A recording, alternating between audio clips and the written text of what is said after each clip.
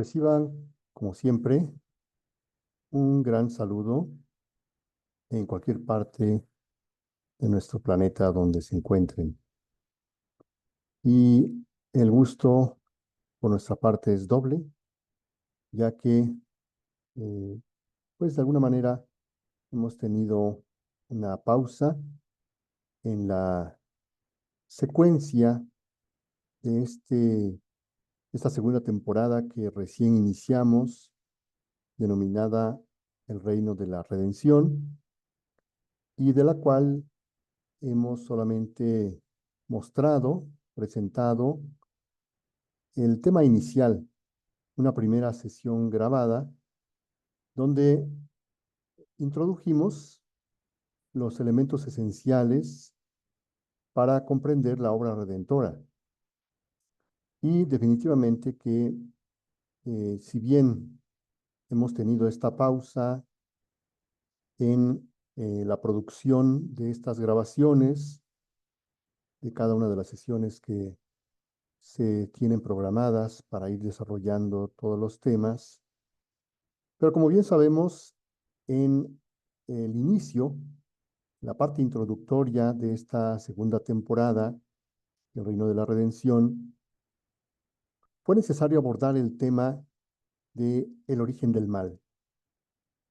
Y el tema amerita una profundización tal que, como pudimos ver, fue necesario extender la reflexión, el conocimiento, la profundización de esta temática, prácticamente con 2 semanas de sesiones en vivo, y que eso de alguna manera hizo que pausáramos las grabaciones. Pero ahora, pues estamos ya de vuelta con las sesiones grabadas, con la misma intención, el propósito de que todos ustedes puedan revisar previamente o simultáneamente el material grabado de los temas que se van desarrollando, a fin de que podamos tener materia con que comentar, reflexionar, discutir en nuestras sesiones en vivo de los jueves. Y bien, pues con este preámbulo, con esta aclaración, vamos ahora en esta segunda sesión grabada a dar continuidad precisamente a esta introducción que se mostró en la primera sesión acerca de los motivos, las condiciones, las circunstancias que van a estar presentes como condicionantes, como desencadenantes de la obra redentora. Y en primer lugar, pues le tuvimos que dedicar su tiempo respectivo al tema del origen del mal. Y en esta sesión, junto con las sesiones en vivo de los jueves, analizábamos varias fuentes de nuestra teología, de nuestra tradición católica, producto del trabajo de diversos místicos, santos, doctores de la Iglesia, que nos permitieron tener un panorama más o menos amplio de cómo el origen del mal en realidad estuvo en este tipo de criaturas inteligentes con voluntad libre que fueron los ángeles. Si bien es cierto, el hombre es el culmen de la creación, la obra máxima, la obra por excelencia del Creador, pero Dios, en su voluntad libérrima, pues dispuso crear este otro tipo de criaturas también, a las cuales dotó de libre albedrío, de voluntad libre, voluntad angélica, y que por lo tanto, al tener esta capacidad de autonomía, esta capacidad de elección como criaturas creadas, era necesario que fueran sometidos también a una prueba en la que ellos, conociendo, al igual que para el caso de la criatura humana, conociendo la realidad en la que vivían, pudieran optar libremente por el bien o por el mal. Sabemos exactamente todo lo que pasó, no vamos a repetir todo lo que ya se ha expuesto en las sesiones previas. Sin embargo, es importante eh, tener una visión, por decir así, en paralelo de todo lo que está sucediendo durante este periodo de prueba a que fueron sometidos las criaturas angélicas, que en realidad, como ya se ha comentado, es una prueba que se va a tornar en una guerra de voluntades, que está descrita de forma alegórica en el libro del Apocalipsis, en esta visión de San Juan, cuando él describe esta batalla que se entabla en el empíreo entre aquellos que, eh, reconociendo su naturaleza angélica de servidores, la aceptan la voluntad de Dios y toman la decisión de permanecer con esa naturaleza, fieles a la voluntad de Dios, encabezados, como ya sabemos, por el arcángel Gabriel, el arcángel Miguel. Y por otro lado tenemos a los rebeldes, que quieren convencer a los fieles de que también debían rebelarse. Entonces, mientras se está desatando esta batalla en el empirio, es decir, mientras está ocurriendo esta batalla descomunal, esta guerra de voluntades entre los fieles a Dios y los opositores a la voluntad de Dios, bueno, sabemos cuál fue el desenlace, sabemos cuál fue el fin que tuvo este periodo de prueba en el que aquellos que deciden permanecer fieles, así van a permanecer fijos por toda la eternidad, y aquellos que se oponen a la voluntad de Dios, deciden permanecer en su rebeldía, van a autoexcluirse de los bienes divinos, de los bienes del paraíso.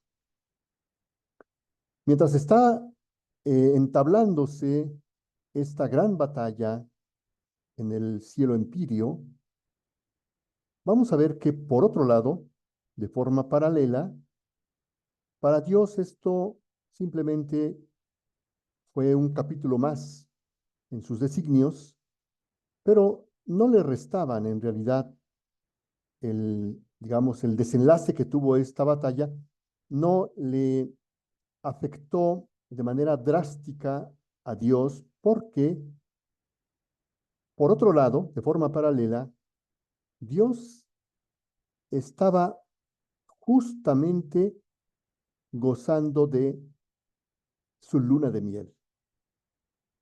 Sabemos que en los 6 días de la creación que se narran en el Génesis, el sexto día corresponde a la creación del hombre, la obra maestra de la creación, y en el momento de que el hombre es creado, de que el hombre reconoce que ha sido creado en el amor divino, y corresponde al amor divino en la misma magnitud, en la misma medida, es decir, con amor divino, ya que poseía, en el caso de Adán, la voluntad divina, la vida divina. Entonces, Dios encuentra en esta criatura humana, en este Adán, justamente lo que buscaba. Por lo tanto, las sombras de esa porción de ángeles que se rebelaron, que fueron arrojados del empíreo a los abismos, a la oscuridad, podríamos casi decir que no le afectaba, no le aminoraba el gozo enorme que Dios estaba paralelamente experimentando en esta especie de luna de miel que se encontraba por haber obtenido lo que buscaba, el te amo de la criatura, pero un te amo que va a ser pronunciado con toda la potencia de la divina voluntad que poseía Adán. Así es que para Dios, si bien es cierto, había este trance, este acontecimiento poco desagradable de la rebelión de los ángeles, pero podía ser por mucho compensado con esta luna de miel en la que Dios se encontraba teniendo ya a su criatura amada, Adán, el primer hombre creado, sabemos, dentro de la estirpe humana, porque ya hemos dicho, hemos repetido innumerables veces, en la eternidad, en la mente divina, que es propiamente la eternidad, el primer ser humano creado fue Jesús. Pero ya, digamos, dentro del el plan de la creación como se presenta en este programa de 6 días de la creación de la Sagrada Escritura, el primero es Adán. Pero es un Adán a imagen y semejanza de el definitivo Adán, como le llama Benedicto XVI a Cristo. Así es que aquí tenemos a los dos Adanes en plena luna de miel. Vamos a conocer un poquito este, estos elementos, este contexto que le llamamos aquí el séptimo día o la luna de miel, porque en la Sagrada Escritura el séptimo día es narrado como el día del descanso del Señor, el día en que el Señor se reposa en todas sus obras. El Señor se reposa en su creación, porque es una obra perfecta, maravillosa. Pero sabemos que lo más perfecto, lo más sublime de la creación es el hombre.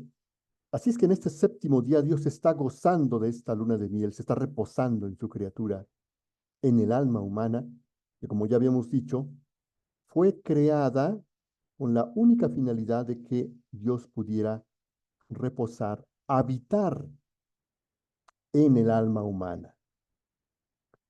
Entonces, antes de entrar al tema de la caída del hombre, es decir, ya hemos revisado el tema de la caída de los ángeles, ahora corresponde analizar el tema de la caída de Adán, pero para poder dimensionar en toda su magnitud qué significó esta caída de Adán, a diferencia de la caída de los ángeles. Si bien es cierto, pudo haber sido doloroso para la divinidad, no hay punto de comparación con el dolor que experimenta la divinidad a consecuencia de la caída de Adán. En nuestra doctrina, en nuestra tradición católica, hemos siempre entendido la caída de Adán como un hecho en el que el protagonista principal es Adán y el acto de desobediencia. Y por la narración de la Sagrada Escritura, nos hemos formado una idea acerca de que esta caída de Adán le afecta a Adán mismo, a la primera pareja, Adán y Eva, y a toda la humanidad. Pero la doctrina del pecado original dice muy poco, casi nada, acerca de quién fue el verdadero perjudicado, el afectado en toda su magnitud de esta caída de Adán. Si bien es cierto, Adán, no podemos negar que no se vio afectado, y de paso a nosotros, toda la humanidad, todos sus descendientes, pero siendo honestos, en sentido estricto, el mayormente afectado, el verdadero afectado por la caída de Adán, fue Dios. Así es que para poder entender la caída de Adán desde esta perspectiva, que es la que ahora tenemos esta gran dicha de conocer por medio del libro del cielo, es menester entender el contexto ¿Qué estaba pasando? ¿Qué experimentaba Dios y Adán en esta luna de miel del séptimo día? Para que así podamos dimensionar en su justa medida qué significó realmente la caída de Adán.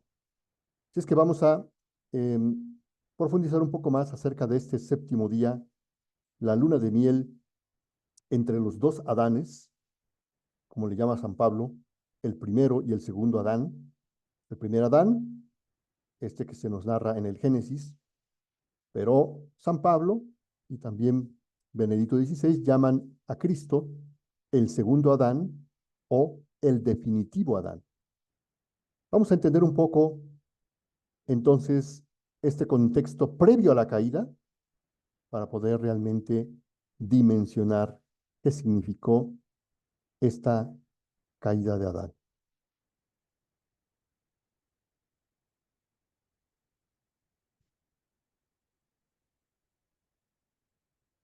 Nos dice el libro de Cielo, qué grande complacencia fue la nuestra en este primer acto de la creación del hombre. Habíamos creado cielo y tierra, pero nada de nuevo sentimos en nosotros. Pero al crear al hombre fue muy diferente.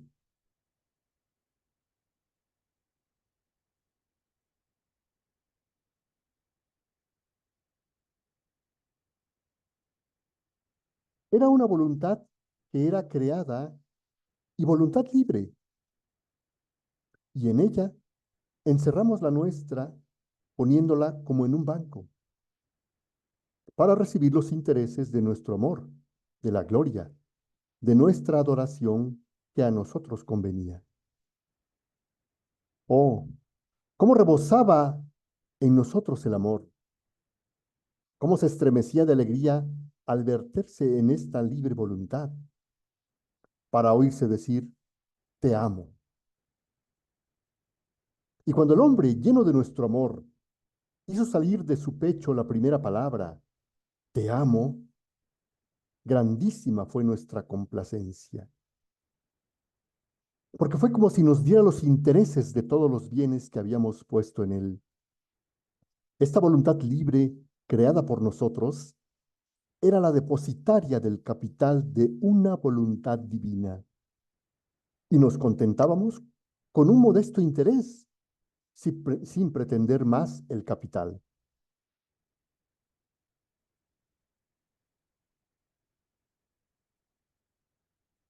En ninguna otra cosa creada por nosotros sentimos tanta alegría como al crear al hombre. Pero ¿sabéis por qué? Ni al cielo, ni al sol, ni a las estrellas, ni al viento, ni a todo lo demás, dábamos el poder de podernos dar nuestro latido, nuestra vida, nuestro amor. Si dábamos, dábamos nosotros, pero ellas no tenían ningún poder de darnos nada. Por eso la alegría del recibir no existe en las otras cosas creadas. A lo más la alegría de dar, porque no estando la correspondencia, la alegría queda aislada y sin compañía. En cambio, al crear al hombre, le dábamos el poder de darnos nuestra vida, nuestro latido eterno que palpita y da amor. Nuestra alegría fue mucha al dar este poder al hombre de sentir nuestro latido en él y de dar nuestra vida a su disposición para podernos amar con una vida divina. En el primer acto de la creación del hombre, nuestro amor regurgitó tan fuerte y levantó tan en alto sus llamas que hizo oír sus voces arcanas tan fuertes y penetrantes, que se sintieron investidos el cielo, las estrellas, el sol, el viento, el mar y todo por voces misteriosas, que gritaban sobre la cabeza del hombre, te amo, te amo, te amo. Estas voces arcanas y potentes llamaban al hombre, y él, sacudido como por un dulce encanto, y sintiéndose raptar por cada te amo de aquel que lo había creado, En su arrebato de amor gritaba también él, en el sol, en el cielo, en el mar y en todo. Te amo, te amo, te amo, oh mi Creador. Nuestra divina voluntad que dominaba en Adán no lo dejaba perder nada, ni siquiera un te amo nuestro, que él no respondiese con el suyo. Era un amor, un dulce encanto el oírlo, porque la potencia de nuestro fiat divino tomaba sobre las alas de su luz el te amo de nuestro Hijo, el amado joyel de nuestro corazón. E invadiendo a toda la creación, nos hacía oír en cada cosa creada su te amo continuado como el nuestro. Nuestra divina voluntad no sabe hacer cosas a intervalos e interrumpidas, sino continuas. Mientras Adán poseyó su amada heredad de nuestro fiat, poseyó su acto continuo. Se puede decir que hacía competencia con nosotros, que cuando hacemos un acto no se interrumpe jamás. Por eso, todo era armonía entre él y nosotros. Armonía de amor, de belleza, de santidad. Nuestro fiat no le hacía faltar nada de todas nuestras cosas. Apenas Adán sintió la vida, el movimiento, la razón, vio a su Dios ante él, comprendió que él lo había formado, sentía en sí, en todo su ser todavía frescas las impresiones, el toque de sus manos creadoras, y agradecido, en un ímpetu de amor, pronunció su primera palabra. Te amo, Dios mío, Padre mío, autor de mi vida. Pero no fue solamente la palabra, sino que el respiro, el latido, las gotas de su sangre que corrían por sus venas, el movimiento, todo su ser unido a coro dijeron, te amo, te amo, te amo. Así que la primera lección que aprendió de su creador, la primera palabra que aprendió a decir, el primer pensamiento que tuvo vida en su mente, el primer latido que formó en su corazón fue, te amo, te amo. Se sentía amado y amó. Podría decir que su te amo no terminaba jamás. Fue tan prolongado que solo fue interrumpido cuando tuvo la desgracia de caer en pecado. Por eso nuestra divinidad se sintió herida al oír sobre los labios del hombre, te amo, te amo. Era la misma palabra que nosotros habíamos creado en el órgano de su voz, que nos decía te amo. Era nuestro amor creado por nosotros en la criatura, que nos decía te amo. ¿Cómo no quedar herido? ¿Cómo no corresponderlo con un amor más abundante, más fuerte, digno de nuestra magnificencia? En cuanto lo oímos decir te amo, así nosotros le repetimos te amo. Pero en nuestro te amo, hicimos correr en todo su ser la vida obrante de nuestra divina voluntad. Así que encerramos en el hombre, como dentro de nuestro templo, nuestra voluntad, para que encerrada en el círculo humano, mientras permanecía en nosotros, obrara cosas grandes. Y fuera ella el pensamiento, la palabra, el latido, el paso, la obra del hombre. Nuestro te amo no podía dar cosa más santa, más bella, más potente, que pudiera formar la vida del Creador en la criatura, que nuestra voluntad obrante en él. Y oh, cómo nos resultaba agradable ver que nuestra voluntad tenía su puesto de actriz y el querer humano, deslumbrado por su luz, gozaba su paraíso. Y dándole plena libertad, lo hacía hacer lo que quería, dándole el primado en todo y el puesto de honor que a un querer tan santo convenía. Así que el principio de la vida de Adán fue un acto pleno de amor hacia Dios de todo su ser. ¡Qué lecciones sublimes! cómo el principio del amor debía correr en todo lo obrado por la criatura. La primera lección que recibió de nuestro Ser Supremo, en la correspondencia de su te amo, fue que mientras la amaba, tiernamente respondiéndole te amo, le daba la primera lección sobre nuestra divina voluntad. Y mientras lo instruía, le comunicaba la vida de ella y la ciencia infusa de qué significa nuestro fiat divino. Y cada vez que nos decía te amo, nuestro amor le preparaba otras lecciones más bellas sobre nuestro querer. Así es que todo esta magnificencia, todo este paraíso que vivía el hombre y Dios en esta luna de miel entre los dos Adanes, era producto de que el hombre había sido creado a imagen y semejanza de Dios. Por lo tanto, vamos a rescatar algunos elementos de la doctrina de la Imago Dei, la imagen de Dios en el hombre, elaboradas por este gran teólogo Michel Smaus en su obra Teología Dogmática, el volumen 1 correspondiente a la Trinidad de Dios, que como ya hemos mencionado en otras sesiones, este gran teólogo fue precisamente profesor de teología fundamental, nada más y nada menos que de Joseph Ratzinger, cuando era estudiante del seminario en Alemania.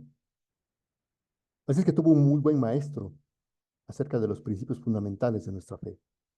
Y este gran teólogo va precisamente a profundizar en esta luna de miel, producto de que el hombre hubiera sido creado a imagen y semejanza de Dios.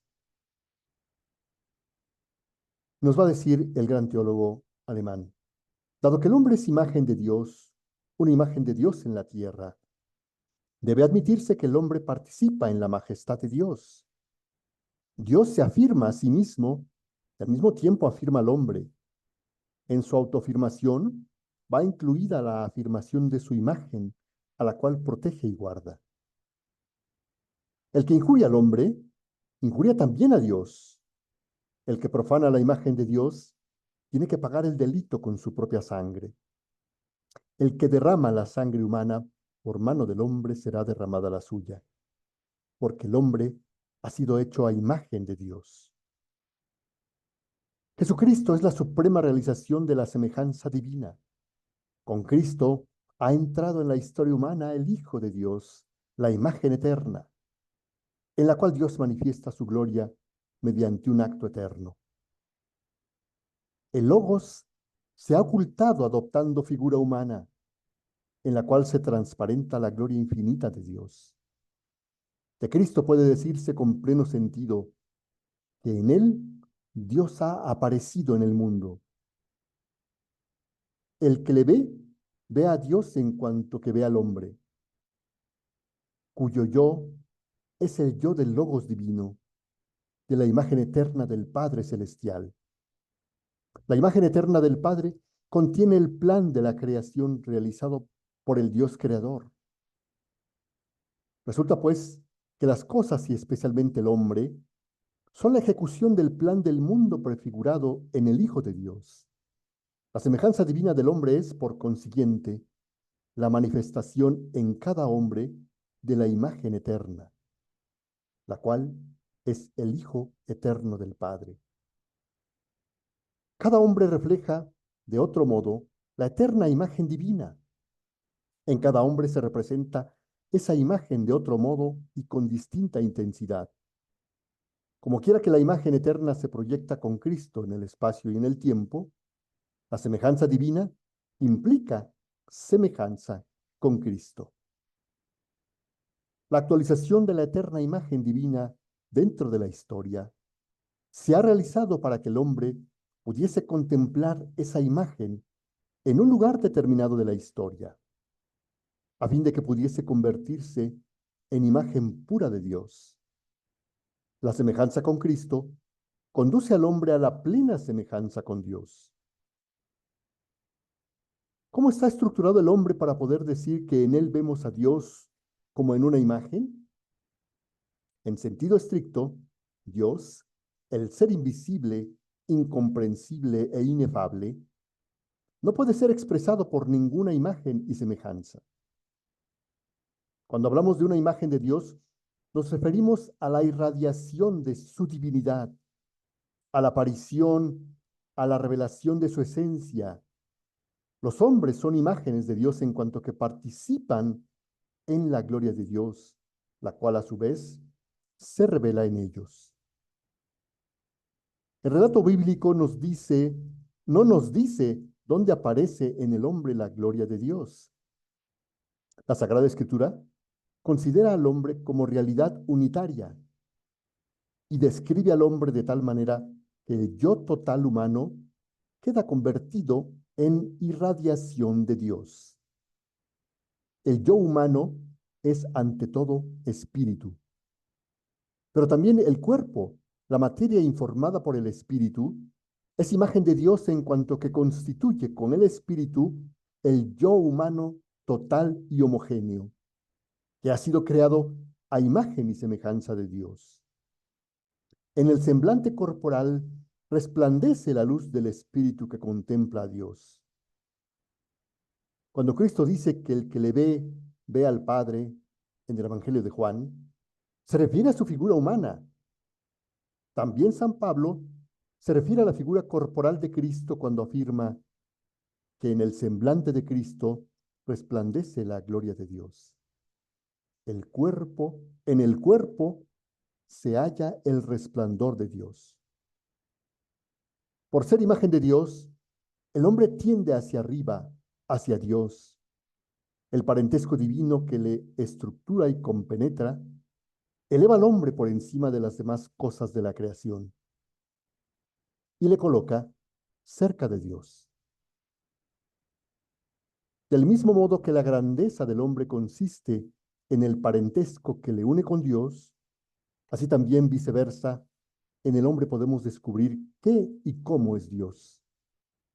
La imagen de Dios irradia con toda pureza y fuerza ilimitada en Cristo, que es la imagen viva del Padre. Otra de las consecuencias que se derivan del parentesco divino, la principal de todas consiste en la posibilidad de ser llamado por Dios y de responder a la llamada divina. El hombre está obligado a percibir la palabra de Dios, a aceptarla y a obedecerla.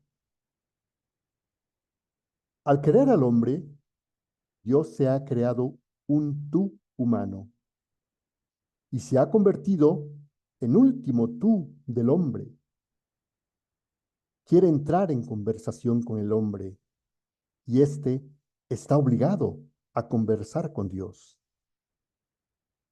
La peculiaridad más esencial del hombre, la que le distingue de todas las otras criaturas, es la capacidad de poder hablar con Dios. Su destino consiste en hablar con Dios, ensalzando la gloria divina y su resplandor en la creación, y dando gracias a Dios por ello. Nos dice el Catecismo de la Iglesia Católica, Cristo, el nuevo Adán, en la misma revelación del misterio del Padre y de su amor, manifiesta plenamente el hombre al propio hombre y le descubre la grandeza de su vocación. En Cristo, imagen del Dios invisible, el hombre ha sido creado a imagen y semejanza del Creador. La imagen divina está presente en todo hombre. Resplandece en la comunión de las personas, a semejanza de la unión de las personas divinas entre sí. Y en el libro de cielo nos dice estas palabras. ¿Cómo se pueden explicar aquellas palabras dichas por mí al crear al hombre? Hagamos al hombre a nuestra imagen y semejanza. Pero ¿cómo la criatura tan inhábil podía asemejarme y ser mi imagen? Solo en mi voluntad podía llegar a esto, porque haciendo la suya, viene a obrar a lo divino. Y con la repetición de estos actos divinos, viene a asemejarse a mí y volverse mi perfecta imagen. Sucede como al niño que con repetir los actos que ve en el maestro, se asemeja al maestro. Así que la única cosa que hace asemejarse a la criatura a mí es mi voluntad. Pues bien, con esta eh, panorámica en la que hemos retomado algunos conceptos que ya habían sido tocados en sesiones previas, sobre todo de la primera temporada, pero definitivamente que es fundamental, como ya hemos repetido, entender cómo era la interacción, el tipo de relación que ocurría, que se daba en el paraíso entre Dios y su criatura amada. Porque solamente acercándonos, no de manera exhaustiva, ya que habría mucho que decir, pero acercándonos un poco a entender cómo era esa luna de miel entre los dos Adanes, entre Dios y el hombre, en estos primeros días de la creación del hombre, solamente entonces podremos entender en todo su dramatismo y en toda su radicalidad el momento tan drástico de la caída de Adán. Y entender que el mayor perjudicado no es Adán ni la humanidad entera, sino el mayor perjudicado es Dios nuestro Señor. Así es que los invitamos a continuar acompañándonos en esta dramática historia, en esta eh, triste historia, pero a la vez esperanzadora, de la caída de Adán, de la caída de toda la humanidad. Es el tema que abordaremos en la siguiente grabación, una vez que hemos tenido ya este contexto de cómo se vivió esta luna de miel con la creación de Adán.